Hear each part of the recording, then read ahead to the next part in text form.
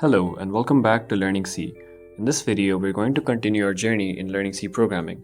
Today, we'll be focusing on how to take input from the user, and we'll also dive into control structures like if-else statements and loops. So let's start with taking input from the user using the scanf function. The scanf function is used to read input from the user and store it in a variable.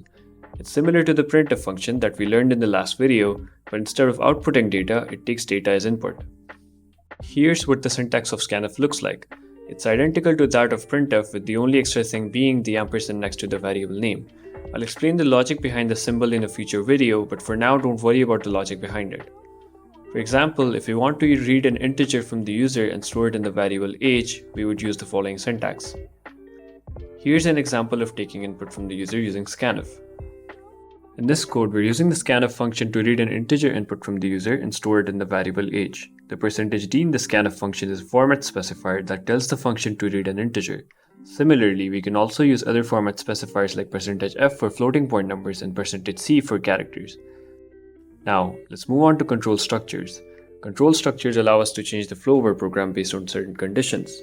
In programming, we often need to check if a certain condition is true or false, and then execute different code depending on the result. This is where if-else statements come in.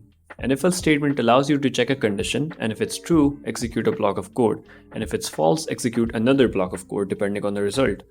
For example, if we're driving a car and we see a red light at an intersection, we know we're going to have to stop. This is like an if-else statement. If the light is red, we stop. If it's green, we keep going. The basic syntax for an if-else statement in C is: we use if, and inside the parentheses we write the condition, followed by a curly braces, and then we write the code to be executed if the condition is true.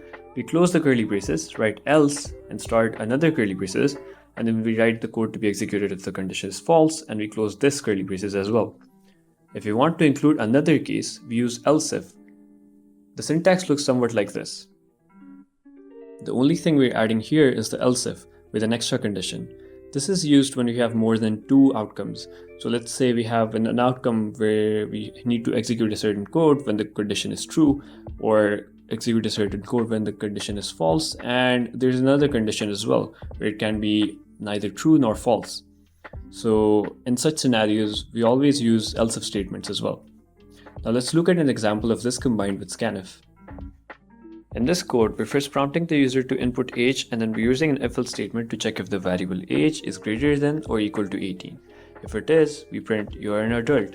If it's not, we print you're not an adult yet. This is a simple example, but you can imagine how useful if-else statements can be in real-world scenarios, like checking if the user has entered the correct login credentials.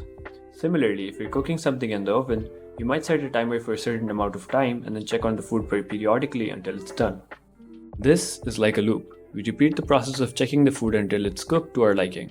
A loop is a control structure that allows us to repeat a block of code multiple times. In the C programming language, there are three types of loops: the while loop, the do-while loop, and the for loop. The syntax of the while loop looks like this: while followed by condition and the code to be executed. Let's look at an example here. Before I start explaining the code, I want you to look at this line here. This operator is called an increment operator, which is used to increase the value of a variable by 1. Similarly, there is a decrement operator as well that decreases the value of a variable by 1. The increment operator is represented by a double plus, and the decrement operator is represented by a double minus. For example, x plus plus means to increase the value of x by 1, and y minus minus means to decrease the value of y by 1. These operators are commonly used in loops to iterate through a block of code a certain number of times or until a certain condition is met. In this code, we're using a while loop to print the numbers from 1 to 10. The while loop checks if the condition I is less than or equal to 10 is true, and if it is, it executes a block of code inside the loop. Then it increments the value of the variable by 1 and checks the condition again. This process repeats until the condition is false. A do-while loop is a type of a loop in C programming that executes a block of code at least once, and then continues to execute a block of code as long as the condition specified in the while statement is true.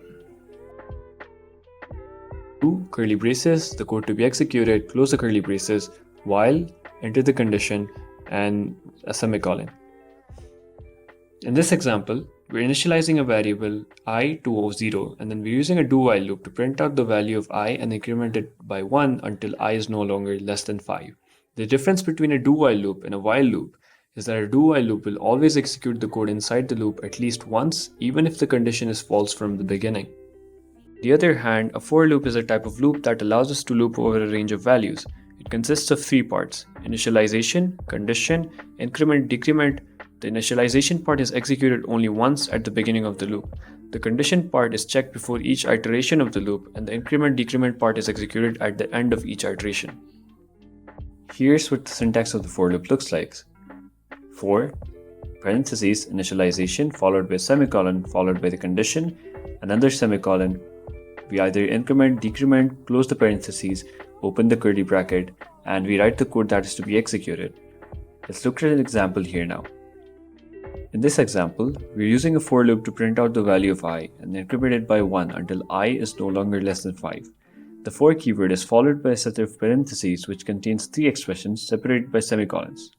The first expression is the initialization of the loop variable. In this case, I is initialized to 0. The second expression is the condition that must be true for the loop to continue executing. And the third expression is the update of the loop variable. In this case, I is incremented by 1 each time the loop executes. And that's it for this video. I hope you found this tutorial helpful. In the next video, we'll be looking at functions in C.